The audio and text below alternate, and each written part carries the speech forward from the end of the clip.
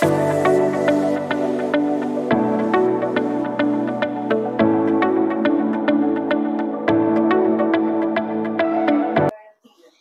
dihormati Tuan Pengerusi Majlis, para hakim yang arif dan bijaksana, div-div kehormat serta para hadirin dan hadirat yang saya kasihi sekalian. Assalamualaikum warahmatullahi wabarakatuh. Salam Malaysia Madani dan selamat sejahtera. Sinar matamu bagai api menyambar oleh pancaran jernih cinta kita. Macam mana hadirin semua sedang tak salah saya? Apa yang ingin saya kongsikan pada hari ini adalah berkaitan dengan masa tau. Tanpa membuang masa, ayo bersama-sama saya kita pasakkan kaki serta tajamkan telinga menelusuri kerjaya yang amat menarik ini. Selaras dengan tema Generasi Madani Teroka STEM, teraju kerjaya bertaraf global. Saya, Sarah Aira, akan berkongsi dengan anda semua tentang inspirasi ikon kerja saya, iaitu pakar oftalmologi. Apa itu kerjaya pakar oftalmologi?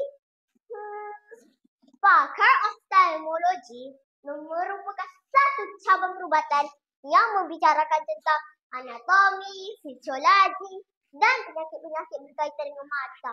Hadirin sekalian, saya memilih pakar oftalmologi sebagai kerjaya pilihan kerana minat yang mendalam sejak kecil lagi.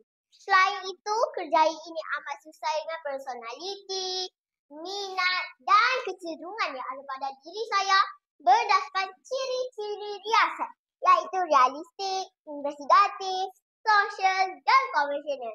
Ciri-ciri investigatif saya yang suka membaca, bersifat bebas dan suka menyelidik tentang masalah penkilatan mata akan membantu saya sentiasa mengikuti perkembangan dalam peralatan oftalmik dan kaedah rawatan mata yang canggih.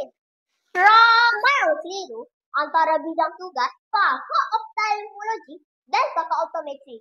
Sebenarnya, pakar oftalmologi adalah pakar yang bertanggungjawab untuk mendiagnosis dan menentukan kaedah rawatan mata yang sesuai bagi mencegah kehilangan penglihatan.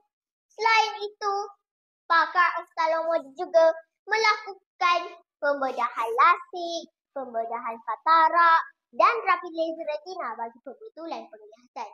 Pakar oftalmologi juga berperanan untuk membimbing proses pemulihan selepas pembedahan.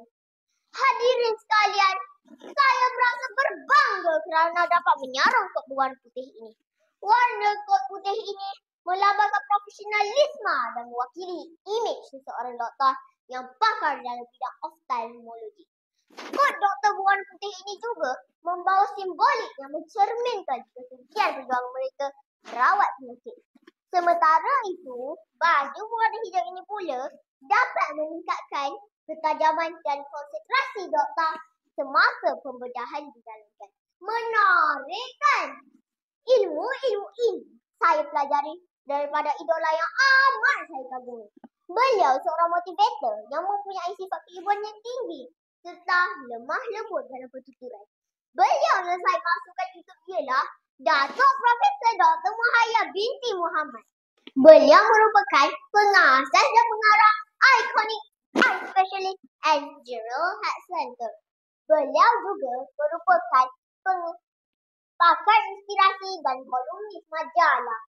Selain itu, beliau merupakan pakar perunding mata pertama di Asia Tenggara yang menjalankan prosedur lasik dengan tanpa menggunakan pisau sepenuhnya. Bagaimana? Hebatkan beliau. Harapan saya agar menjadi pakar oftalmologi yang berjaya seperti beliau. Kesimpulannya, kerjaya pakar oftalmologi adalah kerja yang mencabar. Namun, saya akan terus menyahut cabaran ini demi mencapai cita-cita sebagai pakar oftalmologi terkemuka Malaysia. Bak kata pepatah, di mana ada kemahuan, di situ ada jalan. Talikai panjang 100, sabar mengair si ikan karang. Hendak meniti jabatan putus, jangan berhenti semangat berjuang.